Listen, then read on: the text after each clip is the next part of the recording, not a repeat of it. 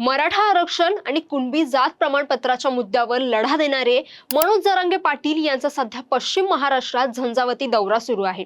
या दौऱ्यादरम्यान मनोज जरांगे पाटील सत्ताधारी पक्षातील नेते आणि मंत्र्यांवर करत असलेल्या जळजळीत टीका टिप्पणीची जेवढी चर्चा राजकीय वर्तुळात आणि सोशल मीडियावर होत आहे, तितकीच किंबहुना त्याहून अधिक चर्चा त्यांच्या या दौऱ्यात वापरल्या जात असलेल्या एका नव्या कोऱ्या आलिशान कारची सुरू आहे। पांढऱ्या रंगाची अत्यंत महागडी लँड रोवर डिफेंडर ही गाडी पाहून सर्वसामान्यांपासून राजकीय विश्लेषकांपर्यंत सर्वांच्याच भुवया उंचावल्या आहेत। एकीकडे साधे राहणीमान आणि सामान्य मराठा कुटुंबाचे प्रतिनिधित्व करणारे मनोज जरांगे पाटील अचानक करोडो रुपयांच्या गाडीतून फिरताना दिसल्याने ही गाडी नेमकी कुणाची आणि या गाडीची किंमत काय असा सवाल उपस्थित केला जात आहे। आता मराठा समाजाच्या मागण्यांसाठी मनोज जरांगेंनी 29 ऑगस्टच्या निर्णायक उपोषणापूर्वी राज्यव्यापी दौरा सुरू केलाय।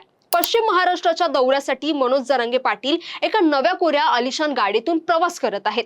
डिफेंडर सारख्या लक्झरी कारमधून प्रवास करणाऱ्या जरांगेवर विरोधकांनी आरोप केलेत। या आरोपांना जरांगेंनी देखील चोख उत्तर दिलंय। डिफेंडर गाडीवरून जरांगेंना विरोधकांनी कसं घेरलंय पाहूयात याबद्दलची सविस्तर माहिती। नमस्कार, मी जान्हवी आणि आपण पाहत आहात टाइम महाराष्ट्र।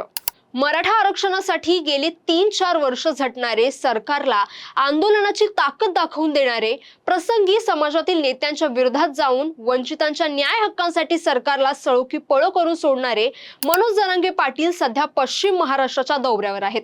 मनोज जरांगे पाटील यांनी मराठा समाजाला कुणबी प्रमाणपत्र मिळवून देण्यासाठी सातारा, औंध, कोल्हापूर संस्थान गॅझेट तातडीने लागू करण्याची प्रमुख मागणी केली होती। प्रशासनाकडून या संदर्भात हालचाली सुरू आहेत। मागील वर्षभरात ज्यांना कुणबी प्रमाणपत्रे मिळाली त्यांच्या जात वैधता प्रमाणपत्रासाठी अडचणी येत आहेत, किंबहुना त्यांना जात पडताळणी प्रमाणपत्रच मिळत नसल्याच्या तक्रारी आहेत। याच पार्श्वभूमीवर सध्या मनोज जरांगे पाटील आणि सरकारमध्ये तू-तू-मैं-मैं सुरू आहे।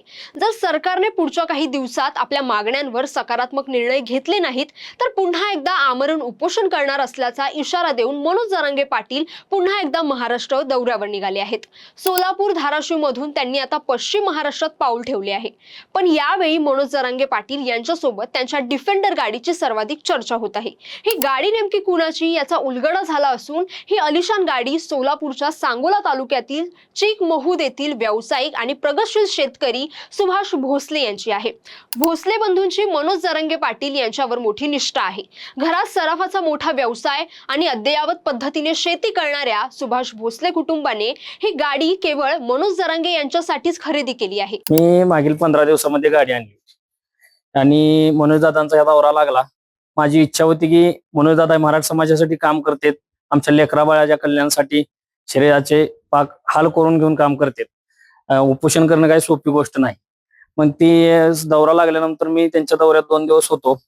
मी सरकोलीच्या या ठिकाणी त्यांना गाडीत बसण्याची विनंती केली। दादा पहिल्यांदा नकोच म्हटले होते, पण मी विनंती केल्यानंतर दादानी गाडीत बसण्याचे बसले आणि ही गाडी फक्त मराठा समाजाच्या प्रश्न मार्गी लावण्यासाठी, आमच्या लहान म्हणजे मुलाबाळांचा प्रश्न, शिक्षणाचा वाटोळ होऊ नये यासाठी त्यांनी दौरा केलाय।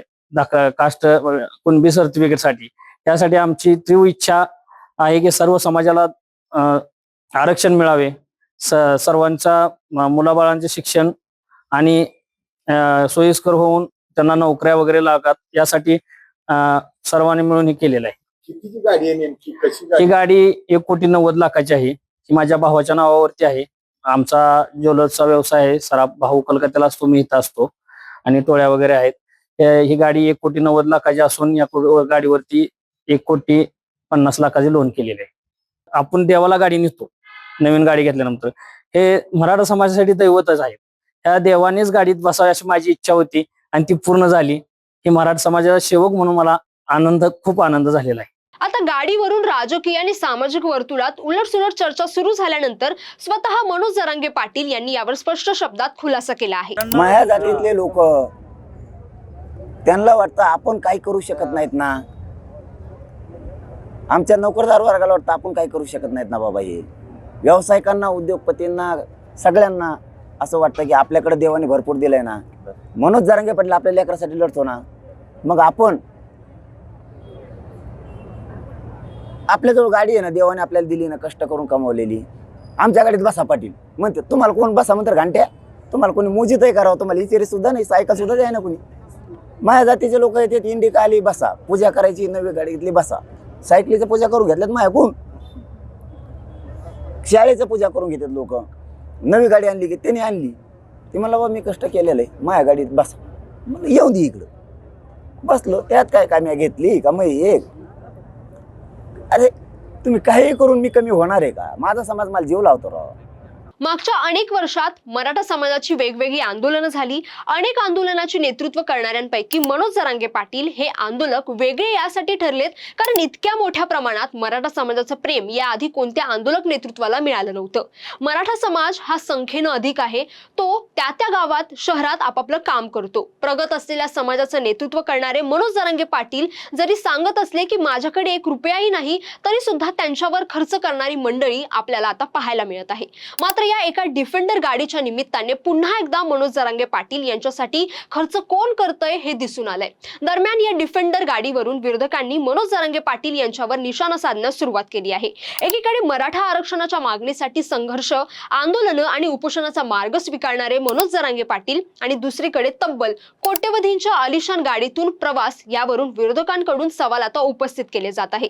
तर तुम्हाला या सगळ्या घडामोडींबद्दल काय वाटतं?